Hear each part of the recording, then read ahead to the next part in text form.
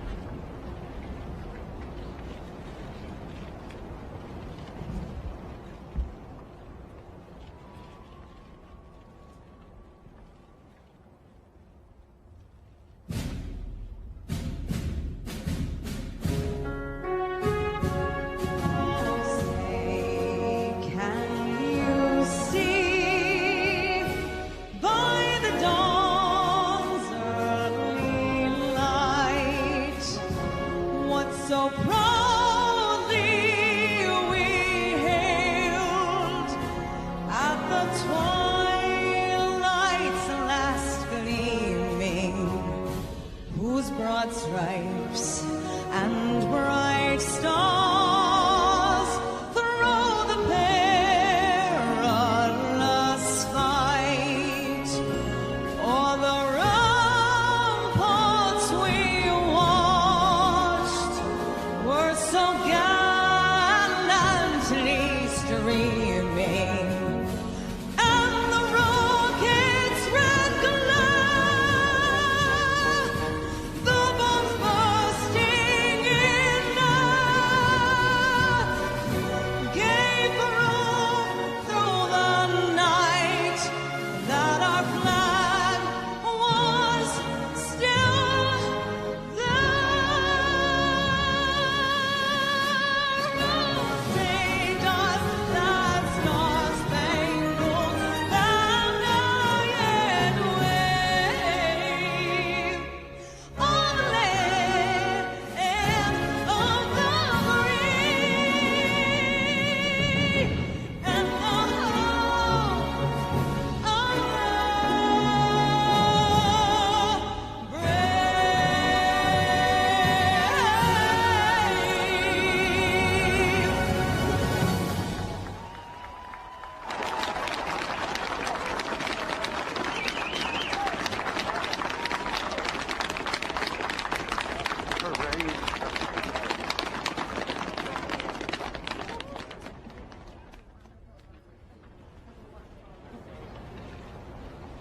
What you are all about to be part of, America, is a historic moment of firsts. To administer the oath to our first African American, our first Asian American, and our first woman vice president, Kamala Harris, it is my great privilege to welcome to the inaugural stage the first Latina to ever serve on the Supreme Court of the United States of America, Justice Sonia Sotomayor. Ladies and gentlemen, please remain standing for the oath of office, followed by musical honors.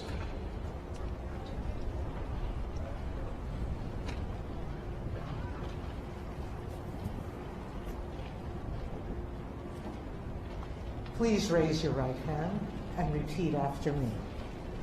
I, Kamala Davy Harris, do solemnly swear. I, Kamala Davy Harris, do solemnly swear. That I will support and defend the Constitution of the United States. That I will support and defend the Constitution of the United States. Against all enemies, foreign and domestic. Against all enemies, foreign and domestic. That I will bear true faith and allegiance to the same. That I will bear true faith and allegiance to the same. That I take this obligation freely. That I take this obligation freely. Without any mental reservation or purpose of evasion. Without any mental reservation or purpose of evasion. That I will well and faithfully discharge. That I will well and faithfully discharge. The duties of the office on which I am about to enter. The duties of the office upon which I am about to enter. So help me God. So help me God.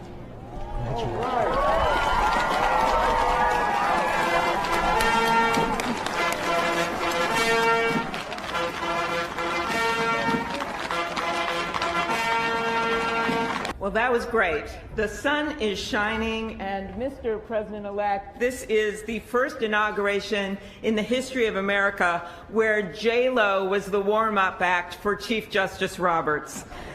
With that, it is now my distinct honor to introduce the Chief Justice of the Supreme Court of the United States, John Roberts, to administer the presidential oath to the next President of the United States, Joseph R. Biden.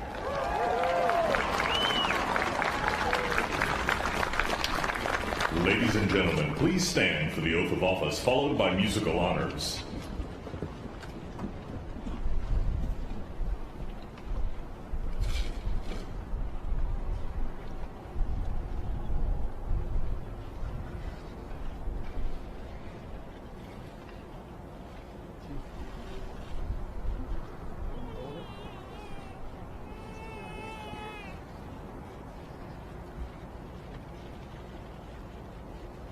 Please raise your right hand and repeat after me.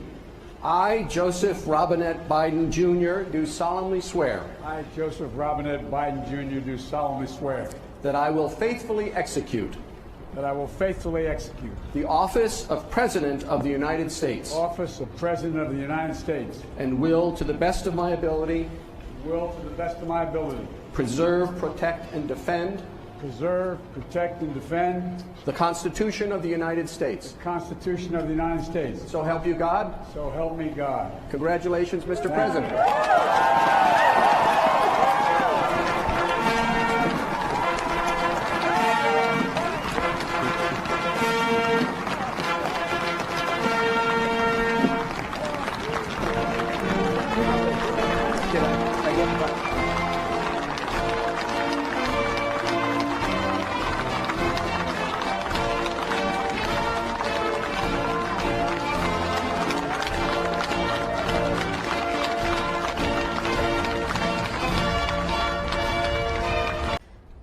My fellow Americans, a moment we have all been waiting for.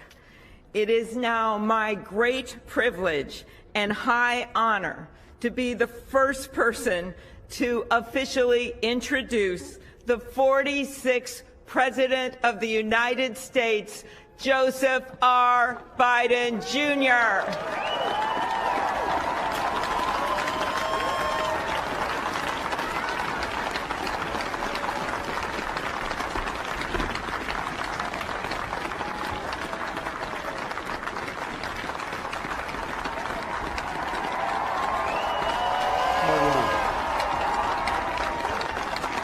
Chief Justice Roberts, Vice President Harris, Speaker Pelosi, Leader Schumer, Leader McConnell, Vice President Pence, and my distinguished guests, my fellow Americans. This is America's day. This is democracy's day, a day of history and hope, of renewal and resolve. Through a crucible for the ages, America has been tested anew, and America has risen to the challenge. Today, we celebrate the triumph not of a candidate, but of a cause, the cause of democracy. The people, the will of the people, has been heard, and the will of the people has been heeded. We've learned again that democracy is precious. Democracy is fragile. And at this hour, my friends, democracy has prevailed. So now, on this hallowed ground where just a few days ago, violence sought to shake the Capitol's very foundation, we come together as one nation, under God, indivisible, to carry out the peaceful transfer of power as we have for more than 2 centuries. As we look ahead in our uniquely American way, restless, bold, optimistic, and set our sights on the nation we know we can be and we must be. I thank my predecessors of both parties for their presence here today. I thank them from the bottom of my heart. And I know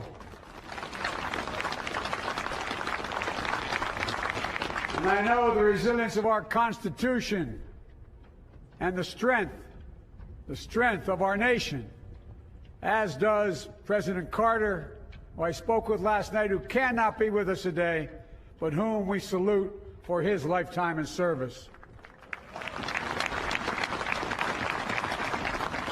I've just taken the sacred oath each of those patriots have taken, the oath first sworn by George Washington. But the American story depends not on any one of us, not on some of us, but on all of us, on we the people who seek a more perfect union. This is a great nation. We are good people. And over the centuries, through storm and strife, in peace and in war, we've come so far, but we still have far to go. We'll press forward with speed and urgency, for we have much to do in this winter of peril and significant possibilities. Much to repair, much to restore, much to heal, much to build, and much to gain. Few people in our nation's history have been more challenged or found a time more challenging or difficult than the time we're in now. Once-in-a-century virus that silently stalks the country. It's taken as many lives in 1 year as America lost in all of World War II. Millions of jobs have been lost. Hundreds of thousands of businesses closed. A cry for racial justice, some 400 years in the making, moves us. The dream of justice for all will be deferred no longer. A cry for survival comes from the planet itself, a cry that can't be any more desperate or any more clear. And now, a rise of political extremism, white supremacy, domestic terrorism, that we must confront and we will defeat. To overcome these challenges, to restore the soul and secure the future of America, requires so much more than words. It requires the most elusive of all things in a democracy: unity. Unity.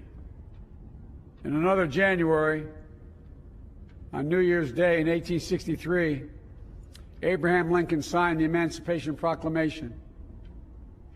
When he put pen to paper, the president said, and I quote, "If my name ever goes down into history, it'll be for this act, and my whole soul is in it." My whole soul is in it.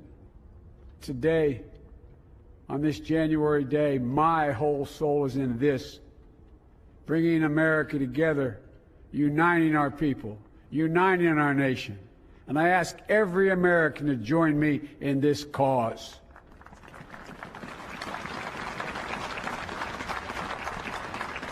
Uniting to fight the foes we face: anger, resentment and hatred, extremism, lawlessness, violence, disease, joblessness, and hopelessness.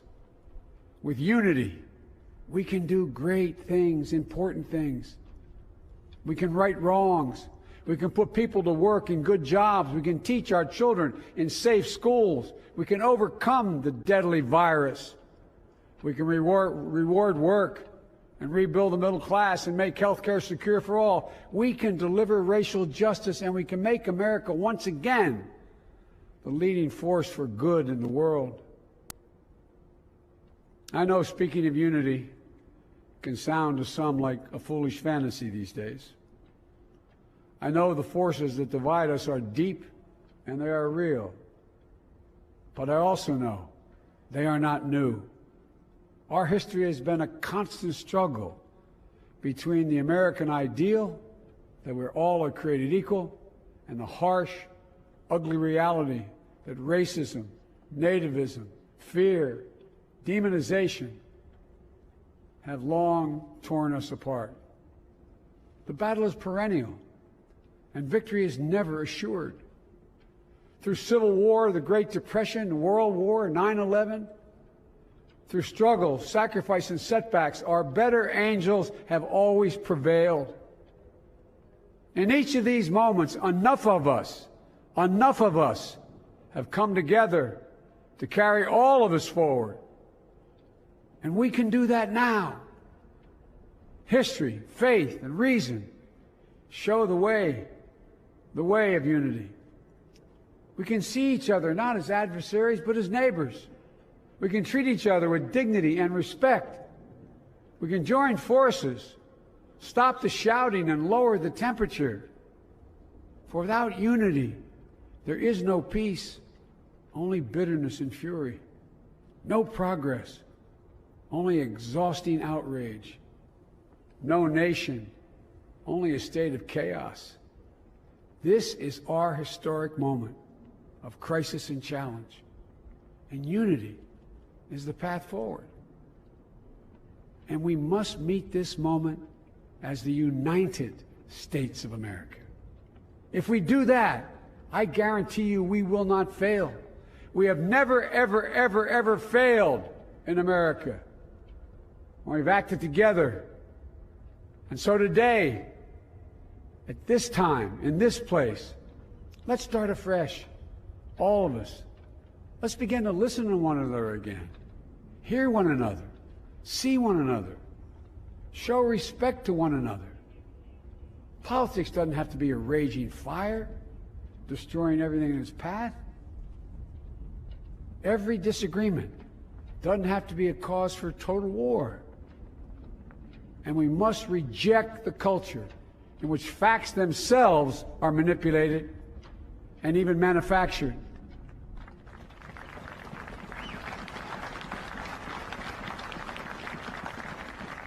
My fellow Americans, we have to be different than this. America has to be better than this. And I believe America is so much better than this. Just look around.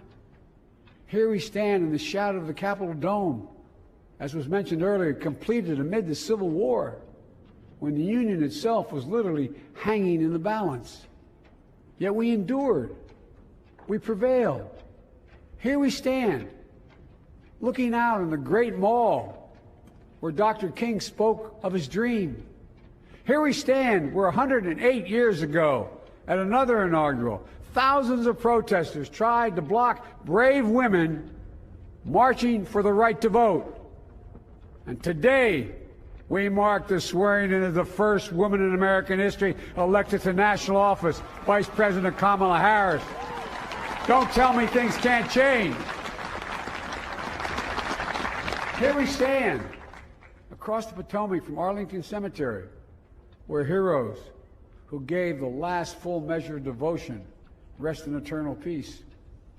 And here we stand, just days after a riotous mob thought they could use violence to silence the will of the people, to stop the work of our democracy, to drive us from this sacred ground. It did not happen.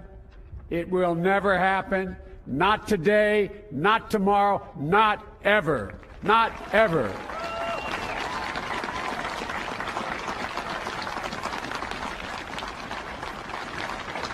To all those who supported our campaign, I'm humbled by the faith you've placed in us.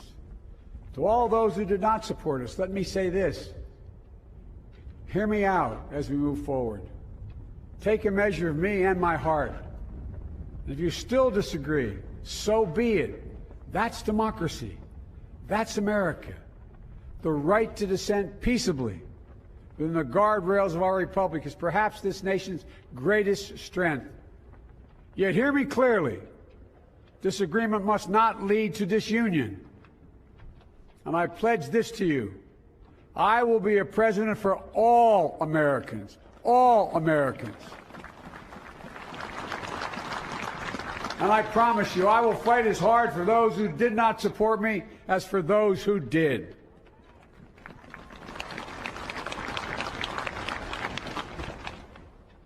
Many centuries ago, St. Augustine, a saint of my church, wrote that a people was a multitude defined by the common objects of their love. Defined by the common objects of their love. What are the common objects we as Americans love that define us as Americans? I think we know. Opportunity, security, liberty, dignity, respect, honor, and yes, the truth. Recent weeks and months have taught us a painful lesson. There is truth and there are lies. Lies told for power and for profit. And each of us has a duty and a responsibility as citizens, as Americans, and especially as leaders. Leaders who have pledged to honor our Constitution and protect our nation, to defend the truth and defeat the lies. Look, I understand that many of my fellow Americans view the future with fear and trepidation. I understand they worry about their jobs. I understand, like my dad, they lay in bed at night, staring at the ceiling, wondering, can I keep my health care? Can I pay my mortgage? Thinking about their families, about what comes next. I promise you, I get it. But the answer is not to turn inward, to retreat into competing factions, distrusting those who don't look like you, or worship the way you do, or don't get their news from the same sources you do. We must end this uncivil war that pits red against blue, rural versus urban, conservative versus liberal. We can do this if we open our souls instead of hardening our hearts, if we show a little tolerance and humility, and if we're willing to stand in the other person's shoes, as my mom would say, just for a moment, stand in their shoes. Because here's the thing about life. There's no accounting for what fate will deal you. Some days, when you need a hand. There are other days when we're called to lend a hand. That's how it has to be. That's what we do for one another. And if we are this way, our country will be stronger, more prosperous, more ready for the future. And we can still disagree. My fellow Americans, in the work ahead of us, we're going to need each other. We need all our strength to persevere through this dark winter. We're entering what may be the toughest and deadliest period of the virus. We must set aside politics and finally face this pandemic as one nation. One nation. And I promise you this, as the Bible says, weeping may endure for a night, but joy cometh in the morning. We will get through this together. Together. Look, folks, all my colleagues I serve with in the House and the Senate up here,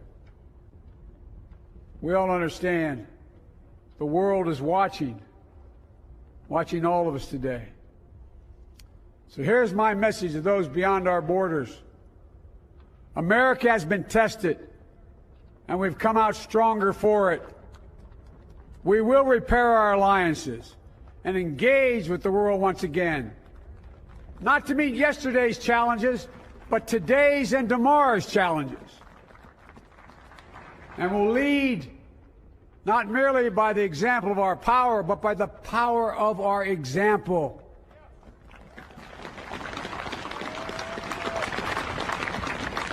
We'll be a strong and trusted partner for peace, progress, and security.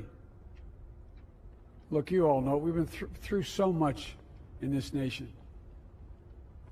And my first act as president, I'd like to ask you to join me in a moment of silent prayer. Remember all of those who we lost in this past year to the pandemic. Those 400,000 fellow Americans, moms, dads, husbands, wives, sons, daughters, friends, neighbors, and co-workers. We'll honor them for becoming the people and the nation we know we can and should be. So I ask you, let's say a silent prayer for those who've lost their lives and those left behind, and for our country.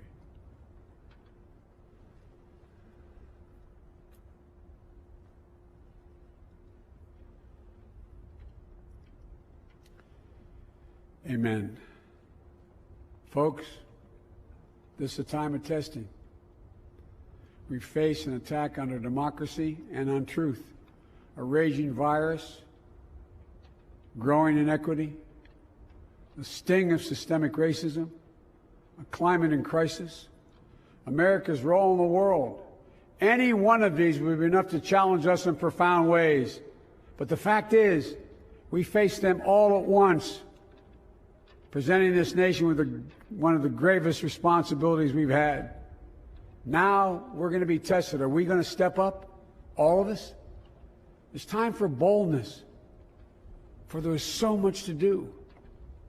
And this is certain. I promise you, we will be judged, you and I, by how we resolve these cascading crises of our era.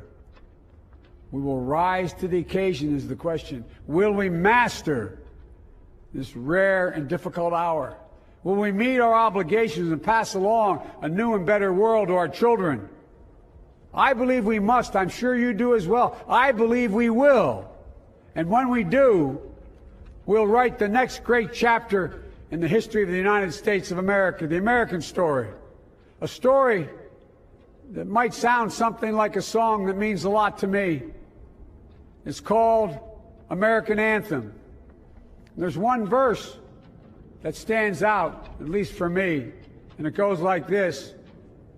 The work and prayers of century have brought us to this day. What shall be our legacy? What will our children say? Let me know in my heart when my days are through. America, America, I gave my best to you. Let's us add our own work and prayers to the unfolding story of our great nation. If we do this, then when our days are through, our children and our children's children will say of us, they gave their best, they did their duty, they healed a broken land. My fellow Americans, I close the day where I began, with the sacred oath. Before God and all of you, I give you my word. I will always level with you. I will defend the Constitution. I'll defend our democracy. I'll defend America. And I'll give all of you, keep everything I do in your service, thinking not of power, but of possibilities, not of personal interest, but the public good. And together, we shall write an American story of hope, not fear, of unity, not division, of light, not darkness, a story of decency and dignity, love and healing, greatness and goodness. May this be the story that guides us, the story that inspires us, and the story that tells ages yet to come that we answered the call of history. We met the moment. Democracy and hope, truth and justice did not die on our watch but thrived. That America secured liberty at home and stood once again as a beacon to the world. That is what we owe our forebears, one another, and generation to follow. So, with purpose and resolve, we turn to those tasks of our time, sustained by faith, driven by conviction, and devoted to one another and the country we love with all our hearts. May God bless America, and may God protect our troops. Thank you, America.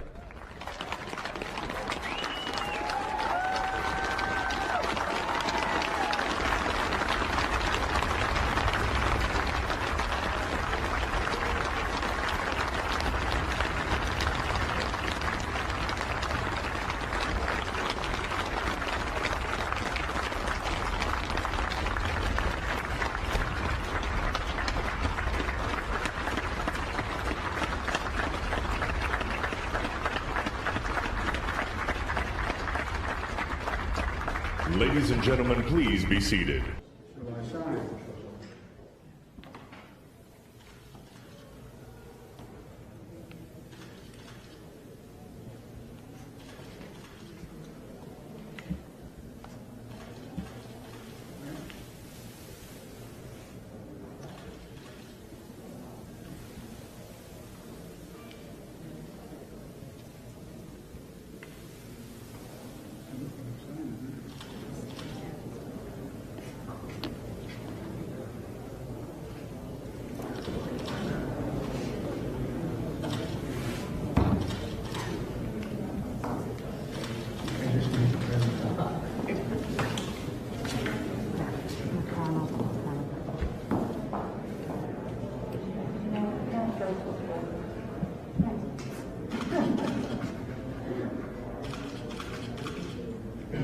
Okay. Thank you. Thank you. Thanks.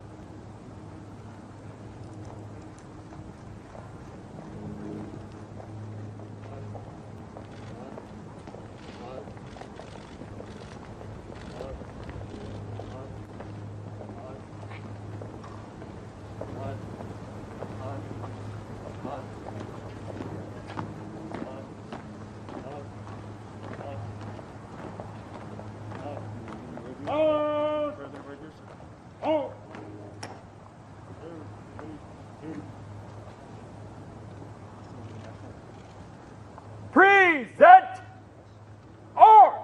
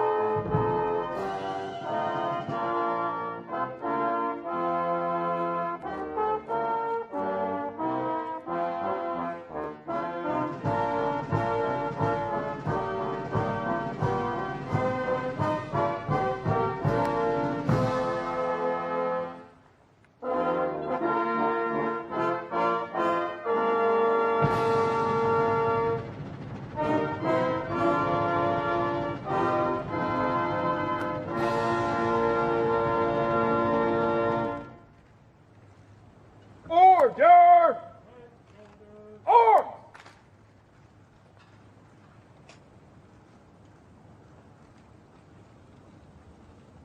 President, Madam Vice President, please come back to the spot.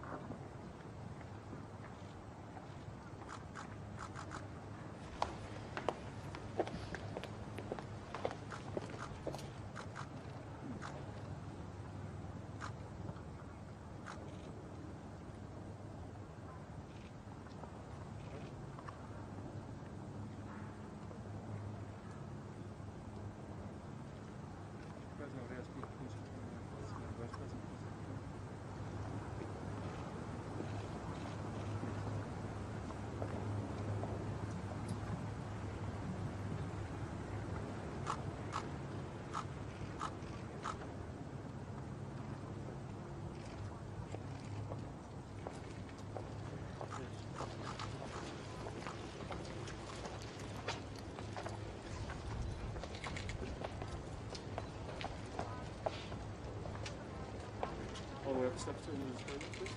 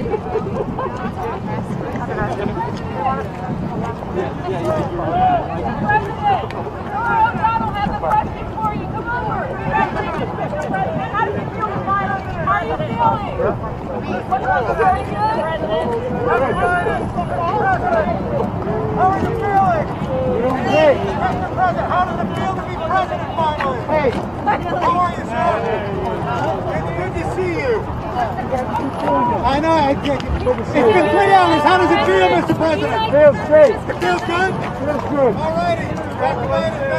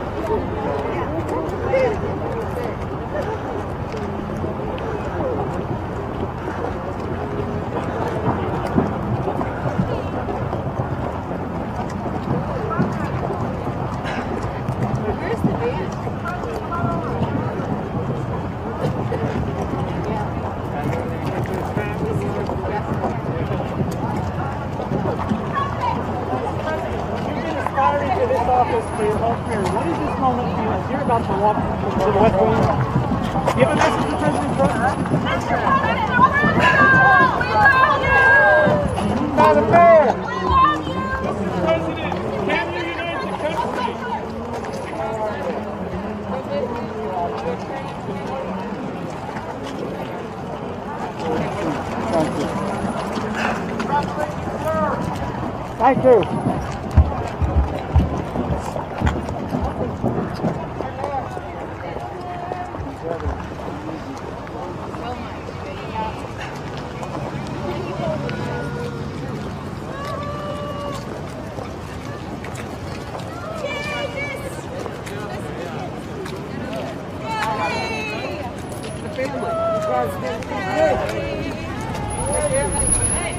Birthday tomorrow, too.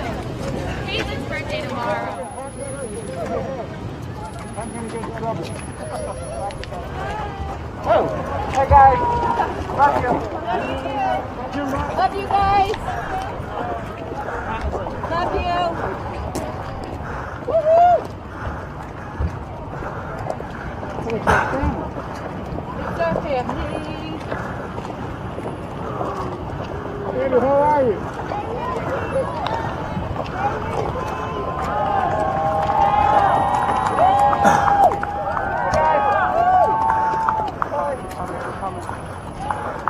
Yep.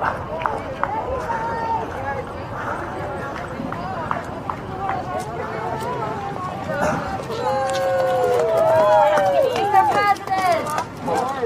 How are you? I'm well. What is your message to the world? What is your message to the world? Unity.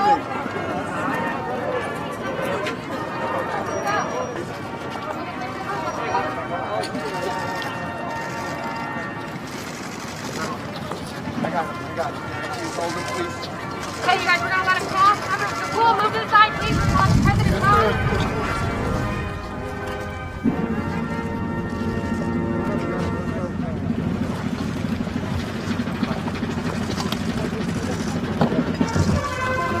Cool, can you hold, please? He's gonna turn around. I'm just trying to get over.